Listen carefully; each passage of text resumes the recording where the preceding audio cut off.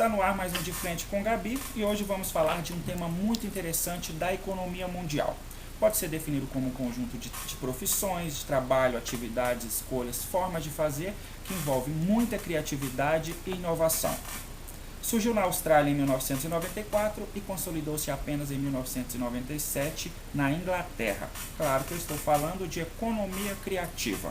E para falar mais sobre o assunto, eu recebo aqui no meu estúdio Carla Daniela da Silva, uma das maiores economistas do país. Boa noite, Carla. Muito obrigado pela sua presença. Adorei seu cabelo. Lindo, maravilhoso. Obrigada.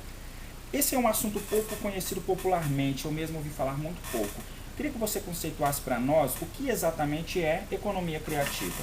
Então, Gabi, como você mesma disse, a economia criativa ela consolidou-se na Inglaterra nos anos 90 e se espalhou pelo mundo e vem crescendo bastante. Mas hoje não existe uma definição ou conceito pacífico diante da economia criativa, mas é uma maneira de analisar a renda gerada por alguns setores da economia mundial. São recursos financeiros que provêm de setores que têm a criatividade como matéria-prima, ou seja, aquilo que é intangível, intocável. Como conhecimento, a criatividade, cultura para inovar, criar e levar diferencial ao público-alvo. Muito bom. Então quer dizer que a economia criativa difere bastante da economia tradicional. Ou seja, esses setores, eles levam diferencial à economia tradicional. Agora, quais são esses setores? Então, nós podemos conceituar esses setores como arquitetura, propaganda, artes e atividade, artesanato, design, moda, cinema e vídeo, música, artes cênicas, editoração, rádio e TV.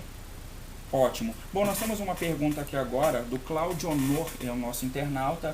Ele é de Brasília, estuda no Centro Universitário do Distrito Federal e ele está perguntando o seguinte: de que forma esses setores, né, que você falou, impactam na economia tradicional? Então, a economia criativa ela faz com que aquilo que é padronizado passe a ter um diferencial, em especial nessa era de inovação e de avanços tecnológicos, e com isso acaba impactando na economia tradicional. Por exemplo, o setor da moda usa a criatividade e a cultura como forma de inovação. O seu crescimento impacta bastante na indústria têxtil e as confecções, que são setores da economia tradicional. Ah, muito bom. E pelo que eu li também, um outro grande exemplo é o setor de design, né, que é responsável pelo desenvolvimento e pelo aumento da competitividade de todos os demais setores da economia tradicional. Então isso é muito bacana. Exatamente. Apesar de não ser a mesma coisa, um impacta a outra. Isso gera empregos qualificados e renda, assim como leva benefícios a outros setores da economia. Como ficaria, por exemplo, a indústria prolífera sem as inovações da propaganda? Esses setores juntos compõem uma grande economia hoje, porque usa esses recursos intangíveis para conseguir levar satisfação aos clientes. Nossa, esse assunto é muito interessante. Bom, nós temos um telespectador por telefone, o nome dele é Lucas Novaes. Alô, Lucas, boa noite. Boa noite. Lucas, você fala de onde? Falando de Brasília. Lucas, qual é a sua pergunta aqui para a nossa grande economista? Bom, primeiramente queria dizer que eu sou um grande fã do seu programa. Ah, muito obrigado. Minha pergunta é o seguinte: eu queria saber, no Brasil, como é tratada a questão da economia criativa. Boa noite, Lucas. No Brasil, há muito que se explorar nesses setores. O nosso país não aproveita os benefícios que ele pode oferecer. Mas ainda assim, os setores da economia criativa no Brasil faturam cerca de 380 bilhões de reais por ano e movimentam cerca de 16% do PIB nacional.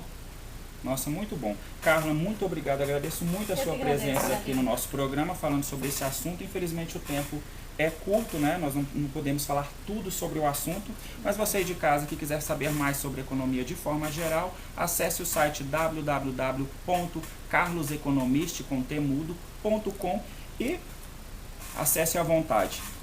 E uma boa noite a todos, boa noite, muito obrigado mesmo. Uma boa noite a todos e até o próximo programa. O menino Reinaldo Giannichini vai adorar esse vídeo.